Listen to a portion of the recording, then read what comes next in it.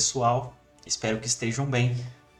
Para quem não me conhece, meu nome é Bruno e eu sou contador. Trabalho aqui na Progresso Contabilidade, uma empresa de contabilidade que oferece serviços de alta qualidade para empresas de diversos setores. Hoje vou falar sobre o sistema de saúde e segurança do trabalho e também sobre o e-social, que são importantes para garantir segurança e saúde dos trabalhadores. Quero começar esse vídeo fazendo um disclaimer. Eu não sou profissional especializado em segurança do trabalho e, portanto, não vou me aprofundar em assuntos técnicos. No entanto, ao longo de minha carreira de 13 anos trabalhando no departamento pessoal de empresas, adquiri conhecimentos importantes sobre o tema e quero compartilhá-los com você. Vou explicar os aspectos gerais do sistema de saúde e segurança do trabalho e do e-social, além de informar sobre multas e outras penalidades relacionadas à falta de cumprimento das obrigações. Também quero trazer informações úteis para que você entenda como tudo isso funciona dentro das empresas. No final, recomendo que você procure um profissional especializado em SST para avaliar as necessidades da sua empresa e adequá-la à legislação vigente. Então, hands-on! Então vamos lá, pessoal, para o nosso vídeo sobre o e-social. Eu fiz aqui um slide que vai nos ajudar na compreensão, né, do que é o SST e do que é o e-social. Então o SST nada mais é do que a sigla para segurança e saúde no trabalho, né, e se refere a essas medidas e ações que as empresas irão fazer, né, para garantir segurança e saúde dos trabalhadores em um ambiente de trabalho, né? Isso inclui as medidas de prevenção de acidentes, proteção contra riscos à saúde, promoção de um ambiente de trabalho saudável, né? E outras medidas relacionadas à segurança e à saúde no trabalho, tá? E o e-social, tá? Se você não sabe ainda, ele é um sistema eletrônico desenvolvido pelo governo já há muito tempo, já vem desenvolvendo esse sistema, né, que tem um objetivo principal de unificar e padronizar as informações trabalhistas, né, previdenciárias também e tributárias das empresas. O objetivo do e-social é basicamente facilitar esse processamento dessas informações, né, e trocar informações com as empresas de maneira mais eficiente. Então, ou seja, além de promover a modernização e a simplificação dos processos trabalhistas e previdenciários, o governo ele vai conseguir ter um monitoramento das empresas com maior controle e eficiência. Então, junto com essa modernidade, vem também maiores atenções das empresas quanto a declarações e a entregas ao governo, porque o governo já vai estar bem mais eficiente nesse aspecto, né, de informações, tá bom? Então, assim, pessoal, a lei, né, que estabelece a obrigatoriedade das empresas e também dos órgãos públicos de implementarem o SST, um programa de SST, né, internamente, ela não é nova, tá? A Lei 6.514 é de 1977. Então, essa obrigatoriedade, ela já existe ao longo de vários e vários anos. Qual que é a novidade e qual que é a relação hoje do SST com o e-social? Como antigamente esses programas ambientais e ocupacionais, de saúde ocupacionais, eles eram criados, né, e guardados internamente nas empresas e só eram apresentados quando provocados pelo órgão público ou algum procedimentos aí internos. O governo não tinha controle se essas informações de fato estavam sendo cumpridas, se essas obrigações tinham, né, dentro das empresas sido implantadas da maneira correta. A novidade hoje é que o e-social trouxe essas informações agora de maneira digital. Então isso vai fazer com que o governo monitore essas empresas de uma maneira mais efetiva, né? E tenha também o controle dessas informações, né? Então, o que está trazendo bastante aflição, principalmente para o empresário brasileiro, porque muitas vezes uma empresa pequena não tinha uma condição de contratar um técnico de segurança ou um engenheiro de segurança para fazer esses programas ambientais e de segurança, ele simplesmente não fazia esses programas e até então estava tudo bem, porque a quantidade de fiscais, né, que o governo tinha não era suficiente para fiscalizar todas as empresas. Então eles focavam mais em empresas grandes. Isso aí não é novidade para ninguém. Então hoje o E-Social ele está com o seguinte cenário, né? Nós temos aqui esse faseamento dessas empresas, né, com um cronograma de implantação, né? Esse faseamento consiste em 4 fases, né? Onde o SST ele já vai fazer parte aqui, ó, segunda fase, né? Envio de informações, desculpa, aqui da quarta fase, né? Que esses eventos aqui já são de SST. Dentro desses faseamentos, o governo separou as empresas por grupos. Então, a gente tem aqui a figura do grupo 1, que são empresas com faturamento anual superior a 78 milhões, então, ou seja, empresas de grande porte, né? Grupo 2, que são empresas com faturamento aferido em 2016 de até 78 milhões, né? E que não sejam optantes pelo Simples Nacional, então são empresas do grupo 2.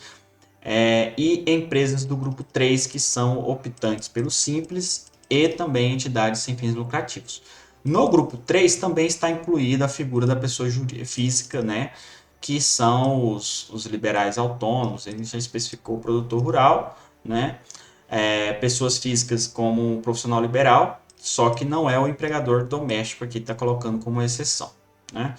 E o grupo 4, que são órgãos públicos e organizações internacionais. Nosso foco é que as empresas do grupo 3, optantes pelo Simples, eram para estar implementando são obrigadas, né, a implementar essas informações a partir do dia 10 de janeiro de 2022, que é a fase do SST para elas, né, desde a empresa aqui, ó, do grupo 3 e também do grupo 4, né? E por que que esse tema está em alta agora? Porque essas empresas aqui eram obrigadas a implementar essas informações se elas oferissem um grau, né, de risco que fosse obrigatório para essa oportunidade aqui. Empresas com grau de riscos menores, elas não são obrigadas a fazerem os programas de gerenciamento de risco que a gente chama de PGR. A obrigação para que empresas e órgãos públicos tenham programas ambientais de saúde ocupacional não é nova. A Lei 6.514 é de 1977. É a principal lei que regulamenta a segurança e saúde no trabalho, né? E essa lei estabelece a obrigatoriedade das empresas implementarem um sistema, né, de gestão de saúde e segurança no trabalho. Até o momento, as empresas mantinham as informações e programas de SST de forma interna e entregavam apenas quando solicitadas por agentes públicos ou para outros fins. Então, assim, essa novidade.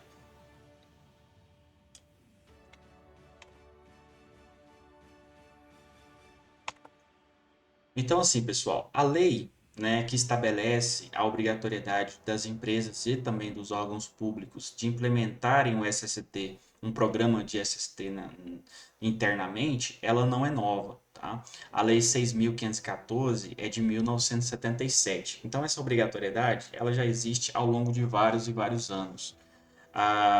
Qual que é a novidade e qual que é a relação hoje do SST com o E-Social?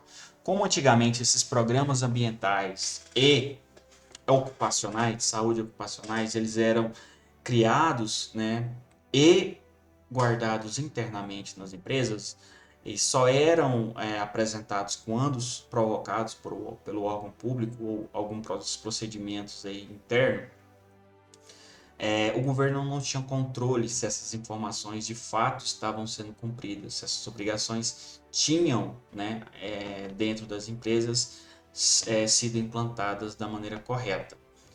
A novidade hoje é que o E-Social trouxe essas informações agora de maneira digital. Então, isso vai fazer com que o governo monitore essas empresas de uma maneira mais efetiva, né? E tenha também o controle dessas informações, né? Então, o que está trazendo bastante aflição, principalmente para o empresário brasileiro, porque muitas vezes uma empresa pequena não tinha uma condição de contratar um técnico de segurança ou um engenheiro de segurança para fazer esses programas ambientais e de segurança. ele simplesmente não fazia esses programas e até então estava tudo bem, porque a quantidade de fiscais, né, que o governo tinha não era suficiente para fiscalizar todas as empresas. Então eles focavam mais em empresas grandes. Isso aí não é novidade para ninguém. Então hoje o E-Social ele está com o seguinte cenário, né? Nós temos aqui esse faseamento dessas empresas, né, com um cronograma de implantação, né? Esse faseamento consiste em 4 fases, né? Onde o SST ele já vai fazer parte aqui, ó, segunda fase, né? Envio de informações, desculpa, aqui da quarta fase, né? Que esses eventos aqui já são de SST. Dentro desses faseamentos, o governo separou as empresas por grupos. Então a gente tem aqui a figura do grupo 1, que são empresas com faturamento anual superior a 78 milhões, então, ou seja, empresas de grande porte, né? Grupo 2, que são empresas com faturamento aferido em 2016 de até 78 milhões, né? E que não sejam optantes pelo Simples Nacional, então são empresas do grupo 2. E empresas do grupo 3 que são optantes pelo Simples e também entidades sem fins lucrativos. No grupo 3 também está incluída a figura da pessoa física, né, que são os liberais autônomos, ele já especificou o produtor rural, né, pessoas físicas como um profissional liberal, só que não é o empregador doméstico aqui, está colocando como exceção, né. E o grupo 4, que são órgãos públicos e organizações internacionais. Nosso foco vai ser de falar dessas empresas do grupo 3 e do grupo 2, porque esse faseamento das empresas de grande porte é tema para um outro vídeo, né? E do grupo 4 não vamos trabalhar com esse, porque nós não trabalhamos aqui com contabilidade pública. Então, esse tema ficará para uma outra oportunidade. Tá? Então, se observa que as empresas do grupo 3, optantes pelo Simples, eram para estar implementando são obrigadas, né, a implementar essas informações a partir do dia 10 de janeiro de 2022, que é a fase do SST para elas, né, desde a empresa aqui, ó, do grupo 3 e também do grupo 4. Né? E por que esse tema está em alta agora? Porque essas empresas aqui eram obrigadas a implementar essas informações se elas auferissem um grau, né, de risco que fosse obrigatório para essa oportunidade aqui. Empresas com grau de riscos menores, elas não são obrigadas a fazerem os programas de gerenciamento de risco, que a gente chama de PGR. Então, como vocês viram, essas empresas do grupo 3, né, e do grupo 2, elas já estão obrigadas a implementarem o SST na sua empresa desde de janeiro. Mas tivemos aí uma flexibilização desses eventos para empresas sem exposição a agentes nocivos, né? Então, assim, o cronograma de envio dos eventos de SST não sofreu alteração, tá? Mas o que aconteceu aqui nesse momento em específico? O comitê do E-Social ele divulgou no dia 3 de fevereiro, né, aqui pela solução aqui, FAQ, né, 816, estabeleceu que empregadores que não tiveram empregados expostos a agente nocivo não estão obrigados ao envio dos eventos, né, 2220 e 2240 até dezembro de 2022, ou seja, até a implantação do PPP, que é o Perfil Profissiográfico Previdenciário. Né? Um pouco errada a digitação aqui. Aqui foi a pergunta, né? No ambiente de trabalho, meus empregadores não estão expostos a agentes nocivos, estou obrigado ao envio dos eventos?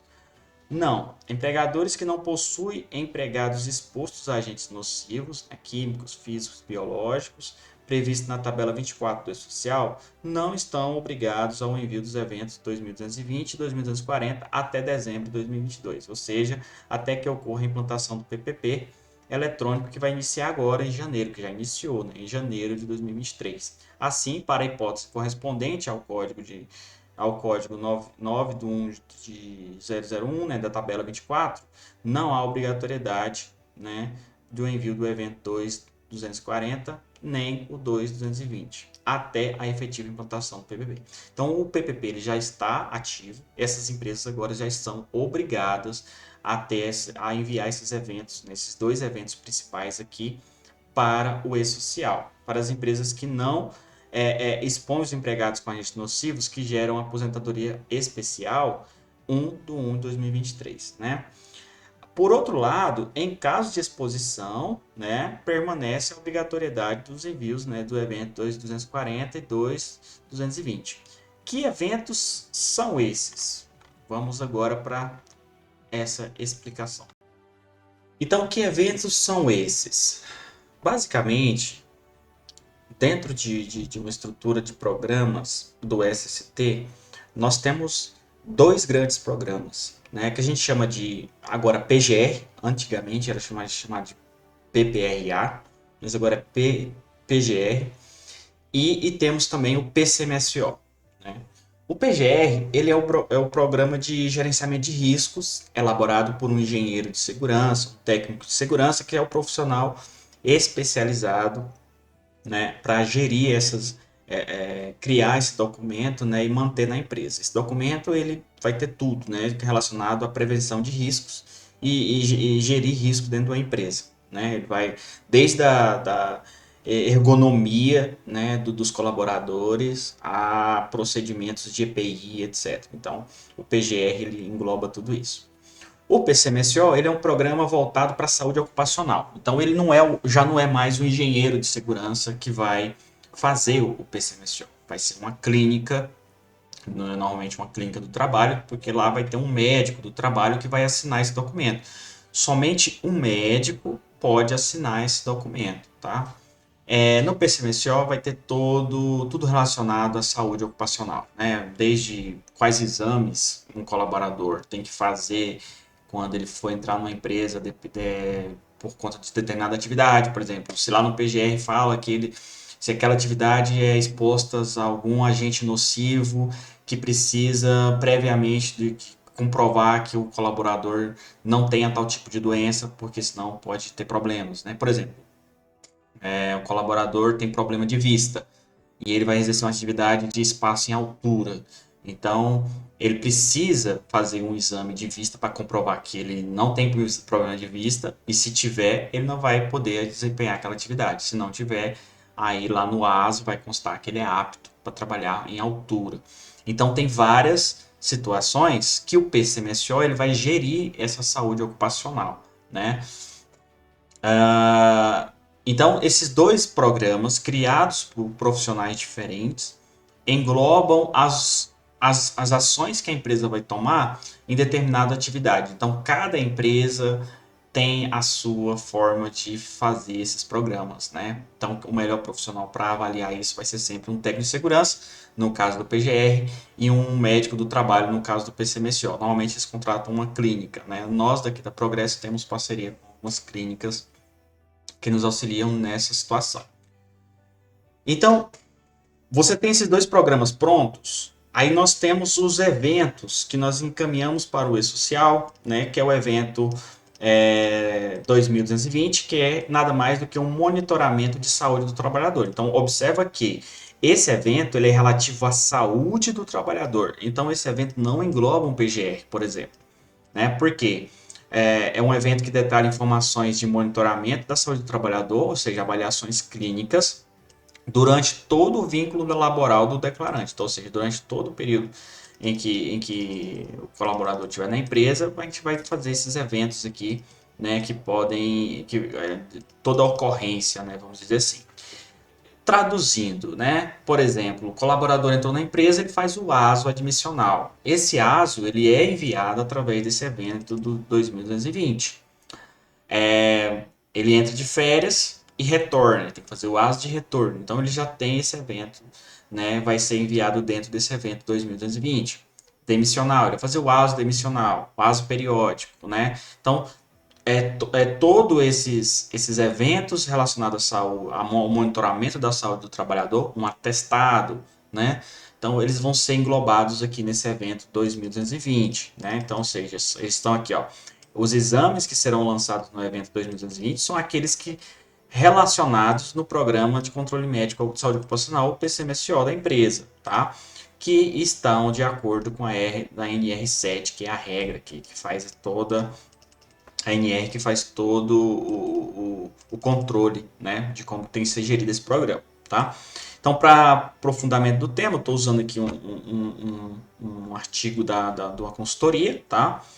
E o 2240, aí sim a gente já estava falando aqui de condições ambientais do trabalho, ou seja, já estamos falando de PGR, né? Então, que esses eventos relacionados a PGR, eu poderia citar o mais famoso, a CAT, né? Que é o acidente do trabalho, né? Então, assim, um acidente do trabalho, se ocorrer um acidente, é porque lá no PGR já vai estar demonstrando as ações que têm que ser tomadas quando ocorre um acidente, né, em determinadas atividades. E esse evento vai para o E-Social também, né? Então, sim, assim com base nesse laudo técnico, deverá ser enviado o 2240 para registrar as condições de ambiente do declarante, né? Indicando as condições de prestação de serviço pelo trabalhador, bem como informar a exposição a agentes nocivos e o exercício das atividades descritas na tabela, né, 24 de agentes nocivos. Essa tabela é... Essa tabela tá aqui, vamos abrir ela aqui, vou mostrar para vocês.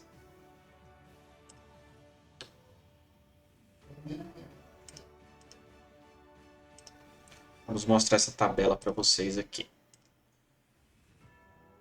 Essa aqui é a tabela de agentes nocivos, ó, tem bastante coisas. Então ela é usada para elaborar o programa, né, e fazer a classificação desses agentes nocivos aqui dentro do programa do PGR, tá bom? E esses eventos já estão aqui elencados para o E-Social, tá?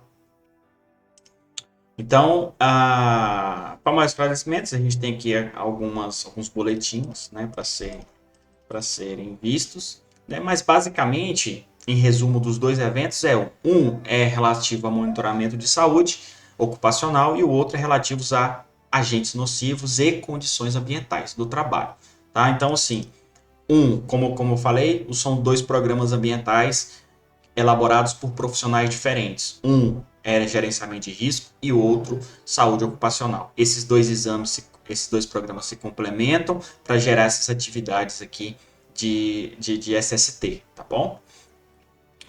E aqui a gente tem também um tratamento diferenciado, né, para microempresas, empresas de pequeno porte e MEI, como eu havia falado, que é a grande questão, né, que vem acontecendo, porque em janeiro de 2022 passou-se a ser obrigatório para essas empresas do grupo 3, né, e do grupo 2, né, o envio dessas informações, só que essas empresas diferenciadas aqui não teve essa obrigatoriedade, porque é, na NR1, no item 1.8, determina que as microempresas e as empresas de pequeno porte que não forem obrigados a constituir serviços especializados em engenharia de segurança e optarem por utilizar a ferramenta de avaliação de riscos a ser disponibilizada pelo PRO. Vou mostrar essa ferramenta para vocês, ou seja, uma ferramenta criada pelo governo como alternativa, tá, da situação ou seja, alternativa porque não precisa de um profissional, né? Você pode estar fazendo essa declaração, né?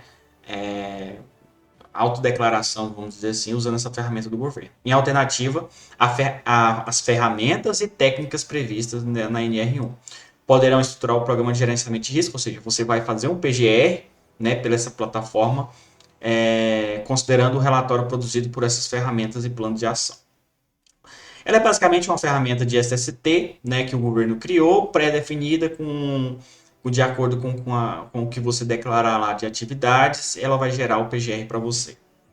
Né? Ainda mediante a alteração da NR1, as microempresas e empresas de pequeno portes de grau 1 e 2, que no levantamento preliminar de perigos não identificarem exposições ocupacionais e agentes físicos, químicos e biológicos, conforme NR9, e declararem as informações digitais de segurança e saúde do trabalho, conforme aprovado o modelo, ficam dispensados da elaboração do PGR. O que significa isso aí? Isso aí significa o seguinte, que empresas existem um grau de risco, tá? Que, como eu falei anteriormente, que é classificado as empresas. Grau de risco 1 e 2, essas empresas não estão obrigadas à elaboração do PGR, tá? Então, o que vale aqui, qual que é o grande lance aqui? É você identificar se a sua empresa está enquadrada no grau de risco 1 ou 2, tá? Mas aí, beleza, a minha empresa não está enquadrada no grau de risco 1 e 2, então eu não preciso fazer mais nada. Sim, você precisa. Só que você precisa fazer apenas uma declaração de inexistência de riscos ambientais, né? Essa dispensa é aplicável quanto à obrigação da elaboração do PGR, tá? Mas não afasta a obrigação do cumprimento por parte do MEI, do microempreendedor, PPP, as demais empresas, né? Em relação à segurança e saúde do trabalho, né? O que é essa relação de segurança e saúde do trabalho? A situação do ASO, né? A situação do PCMSO, né? Só que aqui é o seguinte, que declarar informações digitais e não identificarem exposições ocupacionais de agentes físicos e químicos também estão desobrigadas a fazerem o PCMSO. Então, ou seja, essas empresas do grupo de risco, do grau de risco 1 e 2, não estão obrigadas a elaborarem o PGR e o PCMSO. Isso é muito bom, porque a maioria das empresas, muitas empresas, elas vão estar enquadradas no grau de risco 1 e 2, e também já são do microempresas, empresas do pequeno porte e meio. Essa é quase 80% das empresas hoje no Brasil, elas são desses portes aí elencados, né? Só que, só que você tem que conversar com o seu contador, ou com o seu técnico de segurança para definir com exatidão se a sua empresa de fato está enquadrada no grau de risco 1 ou 2, tá? Isso é muito importante ser feito antes de bater o martelo e dizer que não precisa mais fazer.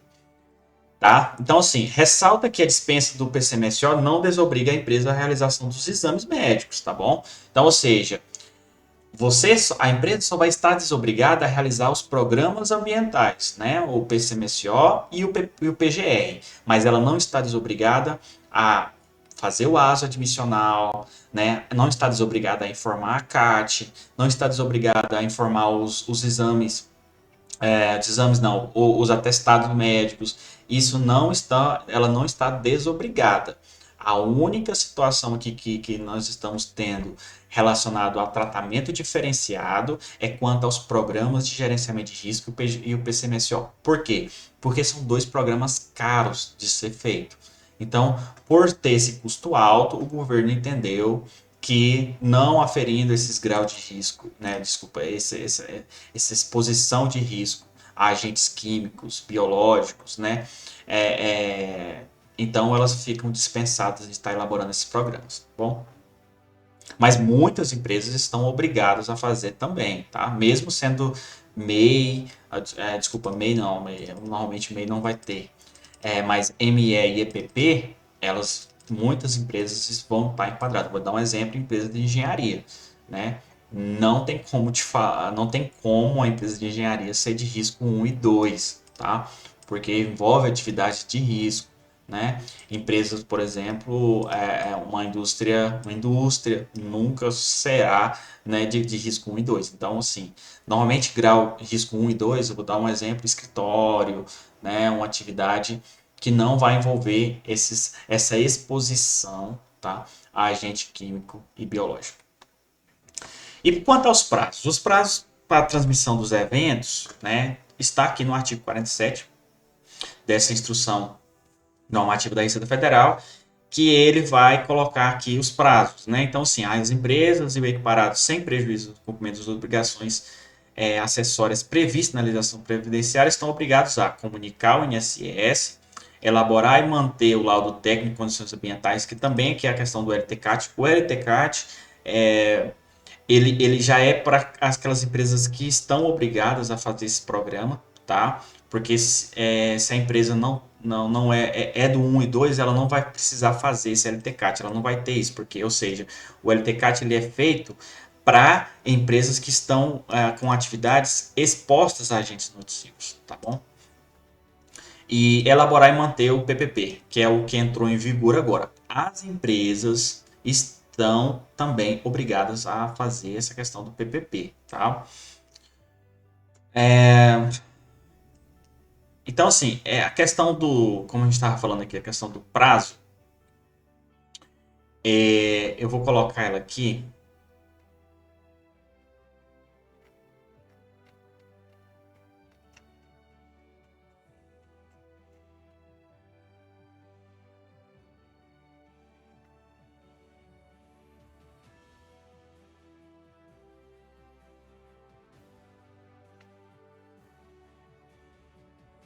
Beleza. Então, assim, quanto aos prazos, né? Os prazos para as declarações do 2210, né, que é a comunicação de acidente do trabalho. Essa comunicação de acidente do trabalho, ele está englobado no evento de monitoramento de riscos, né, que é o PGR. Então, quando acontecer um acidente de trabalho na sua empresa, né, no artigo da lei 91, essa lei já é bem antiga, então a CAT ela já é produzida há muito tempo, independente do grau de risco de uma empresa, ou seja, ela vai elaborar essa CAT, se for risco 1 ou 2, essa CAT vai ter que existir, né, determina que todo acidente de trabalho ou doença profissional deverá ser comunicado, então, ou seja, o prazo é um dia útil seguinte à ocorrência, né? Então, assim, ou seja, e em caso de morte, temos esse detalhe que tem que ser enviado imediatamente essa informação. Antigamente a CAT era feita através de um formulário, né? Esse formulário tinha um programa, ou um formulário ou um programa, na verdade, você tinha essas duas opções. E esse programa era bem antigo, bem complicado de mexer. Quem mexe com o departamento pessoal e já fez isso sabe o quanto que era burocrático. Então, mas com a CAT agora dentro do e-social, essa comunicação ela vai ser bem mais automatizada e também mais fácil de ser feita, né? Então, o prazo da CAT ela é um dia útil depois do acidente ou em caso de morte tem que ser feito no mesmo dia. Tá? E o monitoramento da saúde, que é a questão do ASO, né? A questão do exame admissional, exame demissional, etc. Né? Ele tem que ser enviado até o 15º dia, né, do mês subsequente à realização do ASO. Né? Ou seja, se eu fui admitido hoje, eu tenho até o 15º dia do mês de fevereiro para poder estar fazendo. Tá? Então é mês subsequente. Não é 15 dias depois, né? 15º dia do mês subsequente, tá? Então, se foi feito em janeiro, tem até o 15º dia do mês de fevereiro para estar enviando essas informações. Essa regra não altera o prazo legal da realização do exame, isso é óbvio, né? Então, ou seja, para um empregado entrar na sua empresa, ele tem que fazer o exame antes de iniciar suas atividades. Ele não pode iniciar as atividades, né, sem antes ter feito esse exame admissional. Tá? Isso aí é por regra prazo legal. E esse evento também não exige uma carga inicial, né? Ou seja, a empresa vai fazer a transmissão quando ocorrer. Né? Ou seja, ele não é um evento periódico, ele é um evento que é eventual. Né? Vamos dizer assim, quando ocorrer, esse evento vai ser enviado. E o evento do 2240, que é as condições ambientais do trabalho, ou seja, agente nocivo, né? O prazo de envio dele também é do 15º do dia do mês subsequente à obrigatoriedade do evento de SST. Ou seja, se o SST estava sendo obrigatório agora, né? Ou seja, ingresso administrativo do colaborador. Então, ou seja, se ele está se entrando agora na empresa, é o mesmo prazo no próximo mês, 15º dia útil, desculpa, 15º dia do mês subsequente, você vai ter que mandar esse evento. Tá? No caso de alteração da informação inicial, né, deve ser enviado até o 15º dia também do mês subsequente à ocorrência. Né? Então, é basicamente a mesma regra. Né? E o 2240 é o único evento TCT que exige uma carga inicial para a transmissão. Óbvio, né? Você vai ter que mandar esse evento, esse agente inicial. Que carga é essa? Quando você contrata um colaborador, você já tem definido as exposições de agentes ou não que aquele colaborador vai estar exposto com aquela atividade específica. Então, é basicamente isso. É o evento inicial relativo ao início daquele colaborador, né, com os tipos de agentes nocivos que eles vai estar lidando. Se não tiver, tem lá uma linha que fala não exposto a agentes nocivos. Tá bom? Geralmente isso aqui é enviado na admissão, tá? Porque muitos dos sistemas contábeis já fazem isso. Ele já manda antes desse 15º do mês subsequente, que ele já manda direto na admissão essas informações. Penalidades, aqui é o que muita gente quer saber. A questão da penalidade está aqui no decreto 3.048, né, de 99, ou seja, nada do que estamos falando aqui são coisas novas, todos são leis que já existem há anos, né? Então, a lei do SST de 77, essas penas, essa aplicabilidade de multas aqui são de 99. A única novidade que nós temos hoje é o ingresso dessas informações ao e-social, tá? Então, no artigo 283, né, ele estabelece que a qualquer infração, por infração, né, qualquer dispositivo da lei, para que não haja penalidades expressamente combinadas no regulamento da Previdência, ou seja, fica responsável o sujeito passivo a multa variável. Então, assim, esses valores são atualizados anualmente pelo Ministério do Trabalho. O que significa isso aqui? Ó? Estabelece que, por infração a qualquer dispositivo dessas leis, né, e para a qual não haja penalidade expressamente combinada com o da Previdência, fica o responsável sujeito a multa variável. E esses valores são atualizados anualmente pelo Ministério do Trabalho, né, através de portaria. O que significa isso? Que para fazer o cálculo dessa multa, ele requer como se fosse uma calculadorazinha.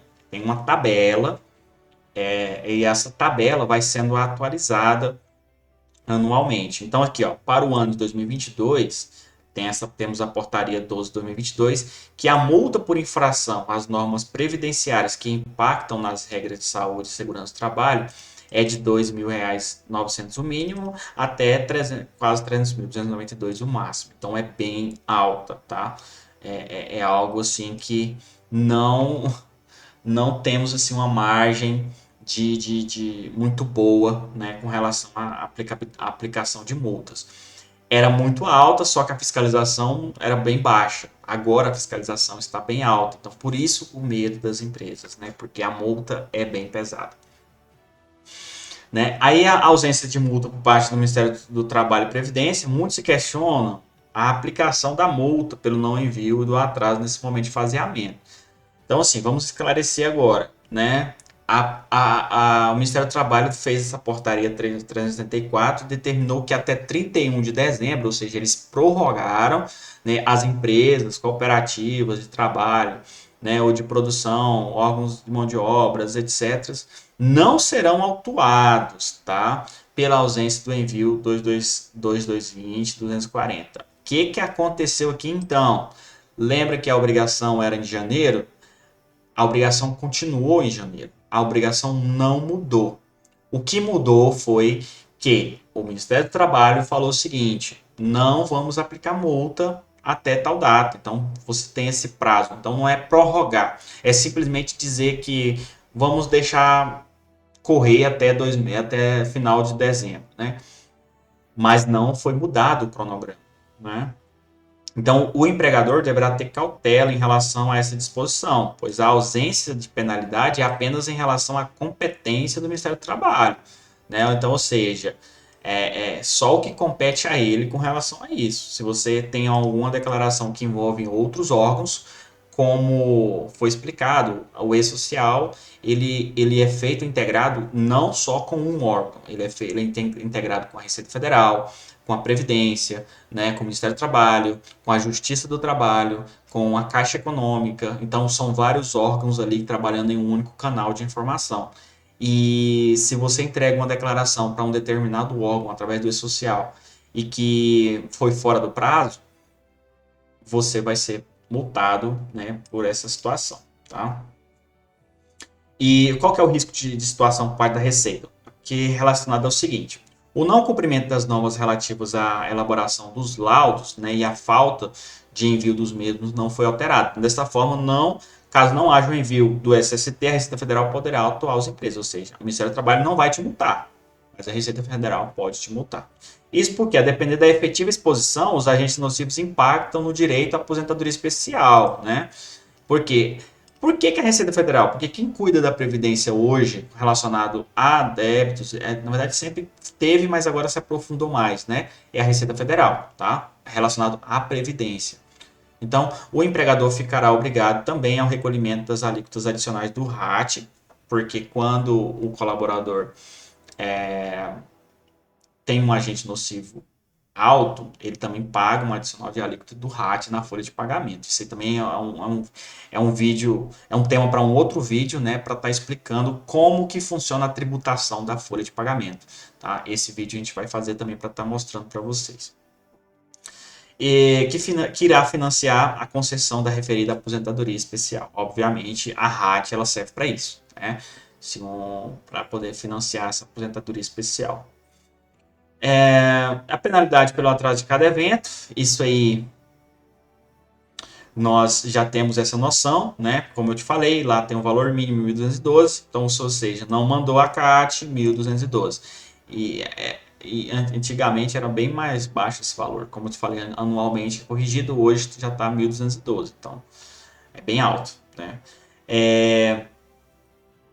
E temos aqui também a multa, né? As multas de segurança do trabalho podem variar entre 670 a 6.000, né? E as multas referentes à medicina do trabalho podem variar entre 402 a 4.000. Nada disso aqui é novo, tá? Essas multas aqui sempre existiram, tá? Elas não são novas.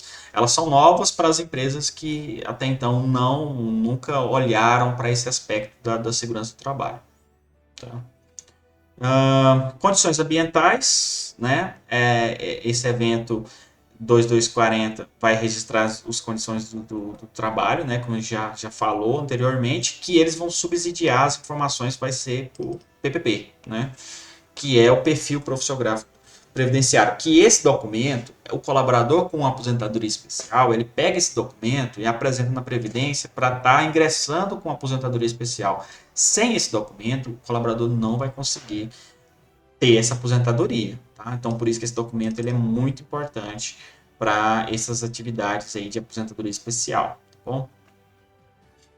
Então, se o PPP também não tiver, né, de acordo, ele também dá multa para a empresa. Qual que é a multa? Ela pode variar de 2.600 a 265 mil. Então, 2.656 a 265 mil essa multa que ela pode variar. Então, nenhuma multa é fixa, né? Ela vai do grau de complexidade e de nível de infração, né? Também o LTCAT paga multa, né? Esses programinhas aqui de PPP, LTCAT, tá? Salvo aí a comunicação de acidentes de trabalho, que normalmente a contabilidade já faz isso, já costuma fazer, mas não é bem uma competência da contabilidade, tá? Porque essa competência de envios de eventos relativos à segurança nada mais do que o seu profissional de segurança.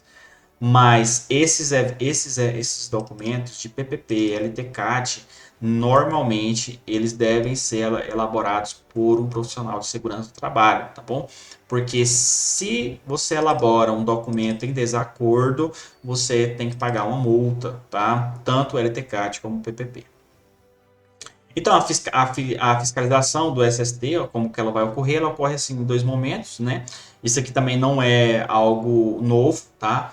Você tem o Ministério do Trabalho, que vai agir como um agente de fiscalização, e a Receita Federal, né? Então, o Ministério do Trabalho vai estabelecer especialmente a fiscalização, né? Vai fazer a fiscalização e cumprir as normas, né? O auditor vai pegar os documentos, vai avaliar. Isso aí, antigamente eles faziam isso, né? Ele ia na empresa, solicitava os programas, etc., avaliava e vê o que estava fora da norma e fazia a aplicação de multas, né? E a Receita Federal, ela vai fazer o quê? Vai planejar, executar, acompanhar e avaliar as atividades. Então, ou seja, a situação a fiscalização, a arrecadação, a cobrança, o recolhimento das contribuições previdenciárias, né? E é prerrogativa também da Receita Federal, né? O exame da contabilidade das empresas, né? Ficando obrigado a prestar todos os esclarecimentos e informações solicitados aos segurados e os terceiros responsáveis pelo recolhimento das contribuições. Então, você observa o seguinte: nós temos duas níveis de fiscalização. Nós temos a fiscalização da Receita Federal e nós temos a fiscalização do Ministério do Trabalho, né, por um auditor do trabalho. O auditor do trabalho ele é mais técnico, ele é mais específico quanto a normas e NRs, né, de segurança do trabalho. A Receita Federal, costuma até dizer, ela tá interessada no dinheiro. Então, assim, ela está interessada se você está pagando, se você está fazendo isso corretamente, né? Se você está entregando as informações no prazo, né? Se você está prestando as informações corretamente, então ela está interessada nisso, né? A Receita Federal ela vai te multar por atraso, pelo não pagamento, né? E o fiscal do trabalho ele vai te multar se você não elaborou corretamente o programa, não se você está trabalhando em situação insalubre sem as devidas, os devidos EPIs corretamente, porque o auditor do trabalho ele vai na empresa, muitos deles, né? E investigam o ambiente. Então, temos esses dois tipos de fiscalização, né? Destaca também a previsão contida no artigo 288 da Instituição Normativa, né? Que diz o seguinte, ó: a integridade das informações do QNIS também é alimentada pela GFIP, né? E isso aqui é a Receita Federal, tá? Ele vai verificar as integridades do Banco Nacional e vai verificar também a regularidade de recolhimento da contribuição individualmente de cada um, tá? E garantir o custeio dos benefícios devidos. Então, ou seja, a Receita Federal, ela tomou as atribuições aí para a execução dos benefícios previdenciários, né? Então, assim, e considerando as normas apresentadas, podemos perceber que a Receita Federal, em relação a STT, poderá sim fiscalizar e autuar as empresas, obviamente, como eu falei, segurança do trabalho, né, que impacta diretamente a folha de pagamento. A exemplo, a alíquota RAT, né, ela vai fazer esse monitoramento, né, e para o custeio do financiamento da aposentadoria especial. Então, pessoal, é basicamente isso, tá? Eu não vou me aprofundar mais, porque vocês viram que é um tema complexo, que tem muitas e muitas informações. Poderia estar fazendo aqui um vídeo de 5 horas aqui em torno disso para elaborar tudo, mas no final eu falei para vocês que tem algumas informações úteis. Qual que é as informações úteis que eu tenho para passar para todos? Primeira coisa, busque um profissional, busque o seu contador para esclarecimentos, tá? Busque o seu contador para pedir informações aonde ele vai conseguir esse profissional para a empresa dele. Busque o seu contador para buscar referências, tá bom? Por quê? Em relação a isso, é muito importante você ter um profissional capacitado para elaborar esses programas ambientais, para elaborar o seu PCMSO, porque esse contato entre a empresa e a clínica do trabalho, esse contato entre a empresa e o técnico de segurança, ele é muito importante para que essas informações fluam, né, e a empresa aplique de maneira correta todos esses eventos aí do E-Social, tá bom? Meu vídeo é esse, tá? Eu sei que está faltando muitas informações, mas para não deixar o vídeo extremamente longo, fique à vontade aí para você perguntar no comentário, tiver alguma dúvida aí que eu vou estar respondendo. E dependendo do tipo de complexidade da dúvida, a gente pode estar fazendo um outro vídeo para vocês, tá bom? Estamos aqui na Progresso, tá? Se vocês precisarem aí de orientações, se vocês precisarem aí de mais uma consultoria mais personalizada sobre esse assunto, a gente está aí para estar atendendo vocês, tá bom? É isso. Muito obrigado pela atenção e até a próxima.